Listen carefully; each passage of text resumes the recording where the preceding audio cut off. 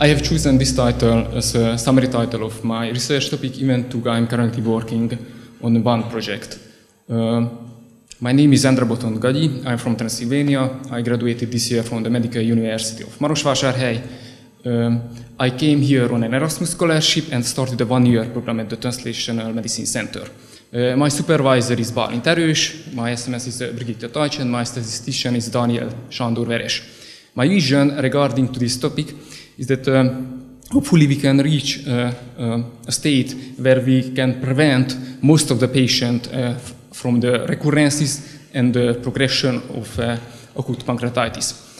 My mission is that to make better recommendations to patients by understanding the progression of acute pancreatitis into recurrent acute pancreatitis and chronic pancreatitis, and to show how common it is and to draw attention to it. So my topic is the incidence of recurrent acute pancreatitis and chronic pancreatitis after acute pancreatitis, which will be a systematic review and meta-analysis. On this topic, my co-investigator is Daniel Pálinkas, my project student is Nora Bőrhendi. Let me briefly introduce the study of my background. The incidence of acute pancreatitis varies globally, affecting from 5 to 80 people per 100,000 and appears to be increasing around the world. Besides that, it may lead to a prolonged hospital stay and also associated with significant morbidity and mortality. And unfortunately, it can lead to recurrent acute pancreatitis and chronic pancreatitis as well. Data on the risk of developing chronic pancreatitis and recurrent acute pancreatitis and factors affecting disease progression have been heterogeneous. Previous studies have shown that its progression to chronic pancreatitis and recurrent pancreatitis has been reported to occur from 4 to 24%, respectively from 17 to 35% of patients following a first attack of acute pancreatitis. So in order to receive a more prompt answer to the incidence of recurrent acute pancreatitis and chronic pancreatitis in patients after a different number of episodes of recurrent acute pancreatitis, we aim to perform this systematic review and meta-analysis. So this is a study examining the incidence, the COCOPOP framework is applicable for posing the question. So this is a study that examines the condition of recurrent acute pancreatitis and chronic pancreatitis in the context of after first episode of acute pancreatitis, in the second case after different episodes of acute pancreatitis in a population of patients. So our clinical questions are what is the incidence of recurrent acute pancreatitis and chronic pancreatitis in patients after a first episode of acute pancreatitis, and what is the incidence of chronic pancreatitis in patients after a different number of episodes of recurrent acute pancreatitis. The clinical implication is that we can establish more precisely the incidence of REP and CP in these patients, and by understanding the progression of pancreatitis, we can make better recommendations to patients.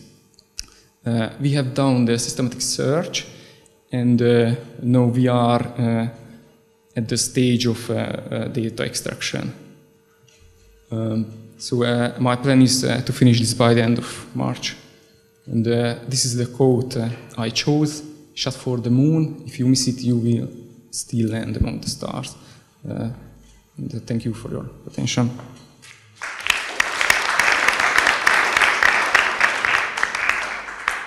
Are you only taking a look at the incidence or also risk factors?